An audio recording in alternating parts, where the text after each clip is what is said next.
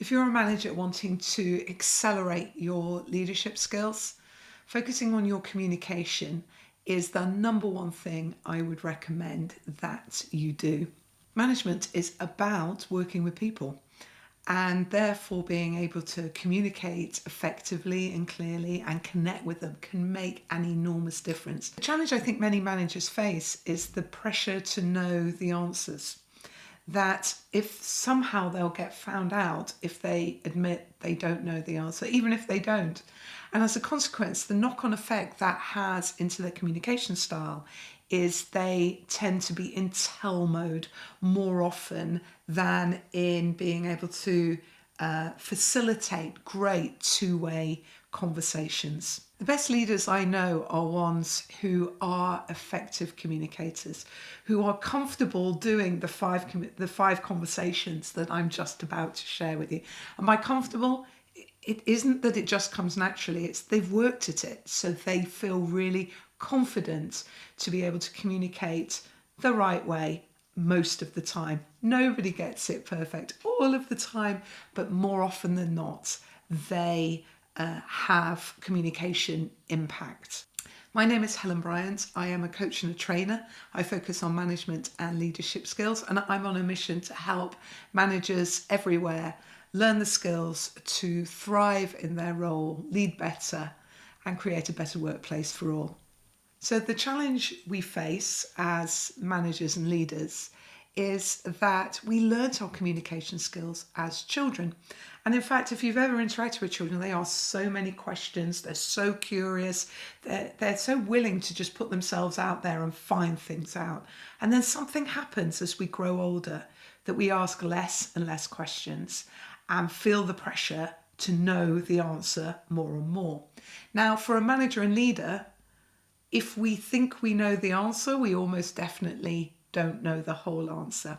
And the thing I find in so many workshops when we focus in and sort of deep dive on these communication skills, the thing that people learn is absolutely that. They ask less questions than they think they do. They do not listen actively enough, and they leap to speaking too quickly. And if you can get yourself back into that conscious mindset and focus in on the effectiveness of your communication skills, it can make an enormous difference to your effectiveness as a manager and a leader, and in how you connect with people, how you can help people explore problems in more depth and understand both them and any given situation better.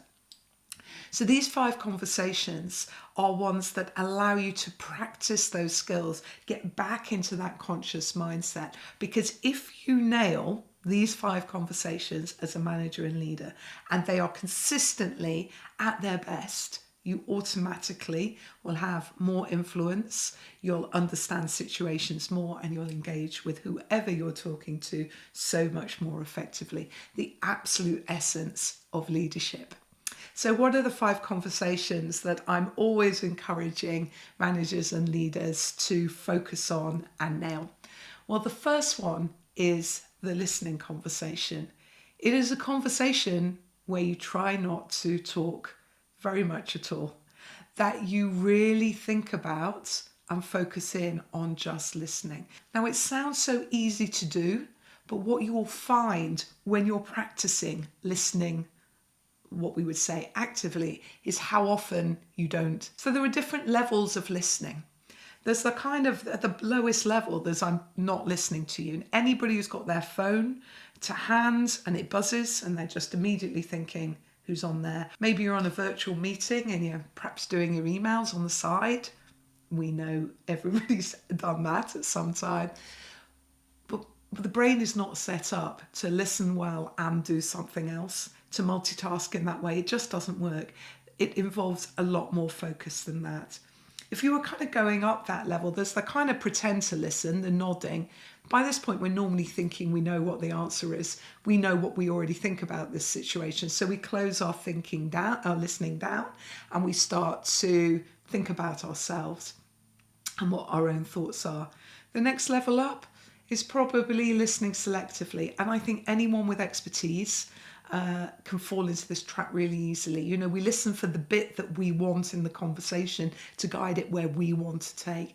And many managers and leaders can be guilty of guiding conversations to where they want to go without really stopping and thinking, do I really understand what this person I'm speaking with, what they really think about this situation? So where we want to be is to listen actively, and it takes real effort, and it's very much a conscious activity.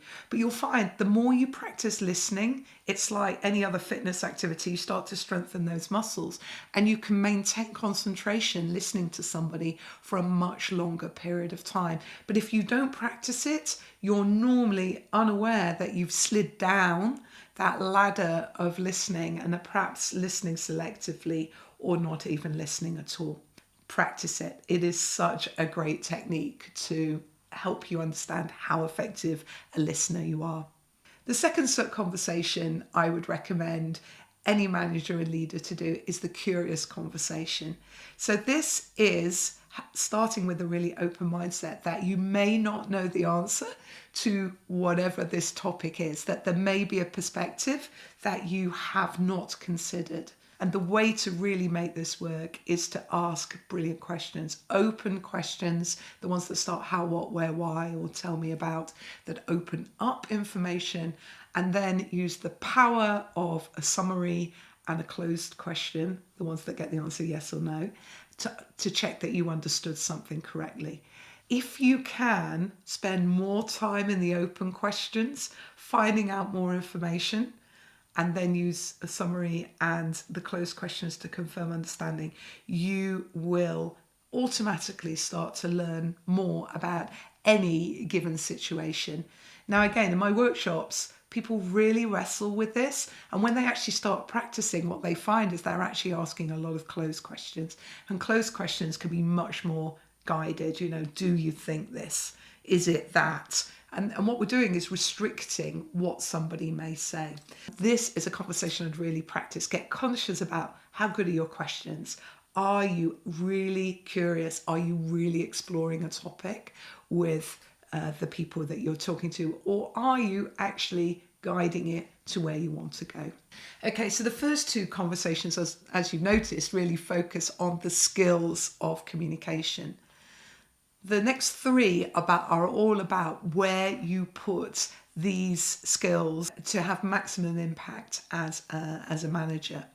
So the first is the career conversation. One of the things that often surprises me when I run workshops is how little managers know about their team, that so much of their conversation is in the what they're working on, and not prioritizing spending time getting to know the people who are in their team, in particular having a career conversation. So what do they want out of their career? What are they looking for? What things do they enjoy doing? What things do they not enjoy doing? Now, a good manager can help their team get clear on this, but even more importantly, what they then can do is create brilliant work experiences that deliver for that person. You're harnessing the power of personal motivation. Some won't be able to answer the question, but then you're adding even more value for them in helping them think through what they want, helping them take maybe some abstract dreams and ideas into more tangible steps of moving forward on their career and having an enjoyable work experience. So absolutely use those questioning and listening skills to have a career conversation and really understand where your team are coming from. The fourth conversation that managers need to feel really confident doing is the feedback conversation. And by that I mean being able to use both positive and constructive feedback to improve performance of your team. You have to create an environment where feedback is little and often and just part of how you work. The leaders that can do that can create a learning environment within their team. And it means when they really do have those more challenging conversations that we might veer away from because we're feeling a bit nervous, it gives us the confidence to have those conversations if feedback is prevalent in the way in which we work every day, rather than the odd event of I will now give you feedback. Nobody wants that. The more you can make it just part of how we work, the better. The fifth conversation that I think helps brilliantly to stand out is a coaching conversation. So a coaching conversation helps someone solve a problem, create their own plan, and empowers them. And can all be done just by asking questions, listening, and guiding and facilitating that conversation for the other person. The framework for coaching that I use and also teach in all of my workshops is the GROW framework. GROW stands for goal, reality, options, and will. And it's a great framework to master, to help you guide the conversation. But in fact, the number one thing as a coach is not to tell the person the answer, it's to guide people and ask. So it comes back to asking great questions and listening hard to help a person see a problem a different way or come up with their own action plan.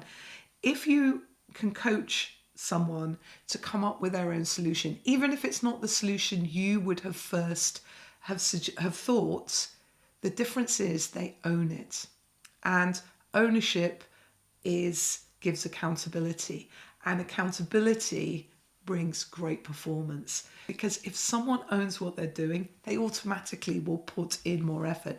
If you just tell people what to do, they will do it and they'll do an okay job, but not the same way as if they really feel ownership and accountability for whatever it is to do. So a coaching style in everything that you do can really help. Even a question as simple as, what do you think when somebody brings you a problem or an issue? What do you think we should do? Is a brilliant question to coach and answer, because that alone gives you time to think. But also, normally, people have some really good ideas about how they solve the problem.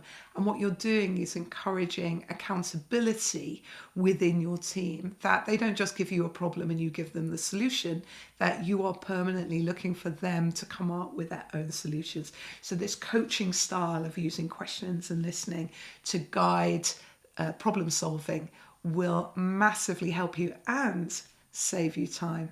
So there you go, 5 conversations that if you were to try out in the coming week or 2 weeks would automatically help you focus in on the effectiveness of communication skills.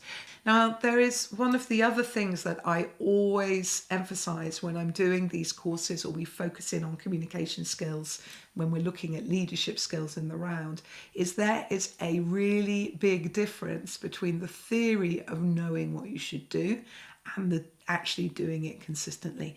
This gap here is enormous, and many people are content to stay in the very comfortable zone of the theory. And what I'm going to encourage you to do is to get out of your comfort zone and try some of these things out. Get conscious and do, because it's in the doing, as I always say, is when the magic happens, and you're going to learn so much more. So the challenge with communication skills is to get conscious, so you need to practice. So I would encourage you to pick 1 or 2 of these conversations and consciously have them in the next week. And then let me know how it goes. Let me know in the comments below how it went, or which of the other conversations that you find are difficult. And if you let me know, I may even make a video to help you deal with that situation. If you found this video useful, please like, subscribe and ring the bell so that you get notified of each and every video that I release. If you have any other questions, you can reach out to me here in the comments on YouTube, or reach out to me I'm on social. I'm on LinkedIn and I'm on Instagram, and the links are here. Until next time, take care.